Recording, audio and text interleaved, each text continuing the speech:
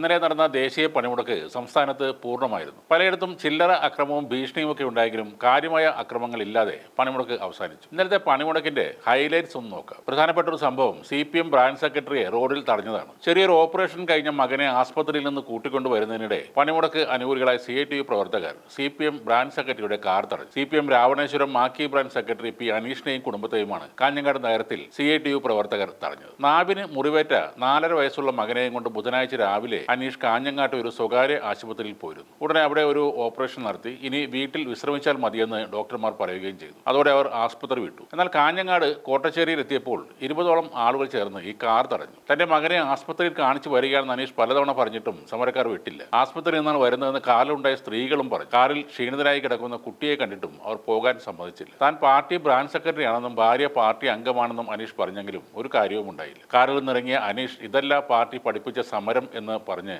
റോഡിൽ കുത്തിയിരുന്നു. ഞാനും പണിമുടക്കിനൊപ്പമാണ്. ആശുപത്രിയിൽ പോകേണ്ട ഒരു സാഹചര്യം ഉണ്ടായാൽ പിന്നെ എന്ത് ചെയ്യും? ആശുപത്രിയിൽ പോകുന്നവരെ തടയാൻ ഒരു നേതാക്കളും പറഞ്ഞിട്ടില്ല എന്നും അനീഷ് പറഞ്ഞു. അനീഷ് റോഡിലും വീട്ടുകാർ കാറിലുമായി ഏതാണ്ട് 3/4 മണിക്കൂർ സമയം അങ്ങനെ ഇരുന്നു. സമരക്കാരിൽ ചിലർ കാറിലുണ്ടായിരുന്ന സ്ത്രീകളോട് മോശമായി സംസാരിച്ചതായും പരാതിയുണ്ട്. അതിനിടെ രാവണേശ്വരത്തെ CPM നേതാക്കളുടെ വിളി വന്നു. മഹ്മൂദ് മുറിയനാവി ഉൾപ്പെടെയുള്ള കാഞ്ഞങ്ങാട്ടെ പ്രാദേശിക CPM നേതാക്കളും സ്ഥലത്ത് വന്നു. പൊയ്ക്കൊള്ളൂ എന്ന് സമരക്കാർ പറഞ്ഞെങ്കിലും അനീഷ് ആദ്യം വഴങ്ങിയില്ല. എന്റെ മകന്റെ അവസ്ഥ പറഞ്ഞിട്ടും ഇവർ മനസ്സിലാക്കാൻ ശ്രമിച്ചില്ലെന്ന് മാത്രമല്ല മോശമായ ഭാഷയിൽ സംസാരിക്കുകയും ചെയ്തു എന്നാണ് അനീഷ് പറഞ്ഞത്. പിന്നീട് സമരക്കാർ തന്നെ അനീഷിനെ സമാധാനിപ്പിച്ച് കാറിൽ കയറ്റി വിടുകയായിരുന്നു. പിന്നെ ഉണ്ടായ ഒരു സംഭവം ഇടുക്കി പീരുമേട്ടിൽ തപാൽ വകുപ്പ് ജീവനക്കാരനെ CPM നേതാവ് മർദ്ദിച്ചതാണ്. ജീവനക്കാരൻ M മടസ്വാമിക്കാണ് മർദ്ദനമേറ്റത്. പണിമുടക്കിന്റെ ഭാഗമായി പോസ്റ്റ് ഓഫീസ് അടക്കാൻ CPM പ്രവർത്തകർ ആവശ്യപ്പെട്ടിരുന്നു. പോസ്റ്റ് ഓഫീസ് അടച്ച് പുറത്തിറങ്ങിയപ്പോൾ മടസ്വാമിയുടെ മുഖത്ത് CPM നേതാവ് അടിക്കുകയായിരുന്നു. പിന്നെ ആറ്റിങ്ങലിൽ ജോലിക്കെത്തിയ ഹയർ സെക്കൻഡറി അധ്യാപകനെ പ്രതിഷേധക്കാർ മർദ്ദിച്ചതായി പറയുന്നു. വൊക്കേഷണൽ ഹയർ സെക്കൻഡറി സ്കൂൾ അധ്യാപകൻ V അനൂപിനാണ് മർദ്ദനമേറ്റത്. സ്കൂളിലെത്തിയ പ്രതിഷേധക്കാരുടെ ദൃശ്യങ്ങൾ പകർത്താൻ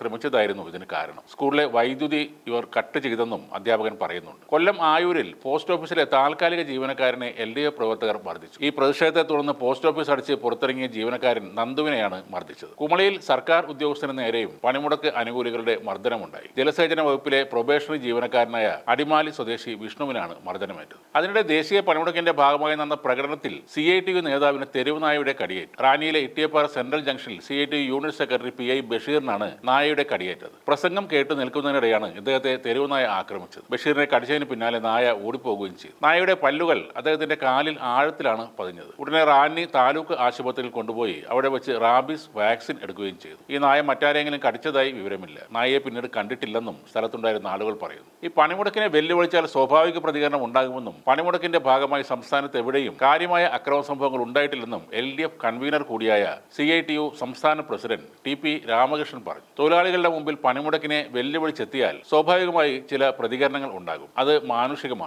അത് മാത്രമാണ് ഇന്നലെ സംഭവിച്ചിട്ടുള്ളത്. ഇടതുപക്ഷ സർക്കാരിന് തൊഴിലാളി അനുകൂല നിലപാടാണ് ഉള്ളതെന്നും LDF കൺവീനർ പറഞ്ഞു. എന്നാൽ ഇതേ LDF സർക്കാർ തന്നെ ഇന്നലെ ഡൈസ്നോൺ പ്രഖ്യാപിച്ചിരുന്നു. ഡൈസ്നോൺ എന്ന വാക്കുകൊണ്ട് ഉദ്ദേശിക്കുന്നത് നോ വർക്ക് നോ പേ എന്നാണ്. ലാറ്റിൻ വാക്കായ ഡൈസ്നോൺ എന്നതിൽ നിന്നാണ് ഇതുണ്ടായത്. ഇതിന്റെ അർത്ഥം കണക്ക് വെക്കാത്ത ദിവസം എന്നതാണ്. സർക്കാർ ജീവനക്കാരൻ അനുമതി ഇല്ലാതെയോ അവധിക്ക് അപേക്ഷിക്കാതെയോ അംഗീകരിക്കാതെയോ ജോലിക്ക് എത്താതെ ഇരുന്നാൽ ആ ദിവസം ഡൈസ്നോൺ ആയി കണക്കാക്കപ്പെടും. അതായത് ഇന്നലെ ജോലിക്ക് പോകാത്തവർക്ക് ഒരു ദിവസത്തെ ശമ്പളം നഷ്ടപ്പെടും.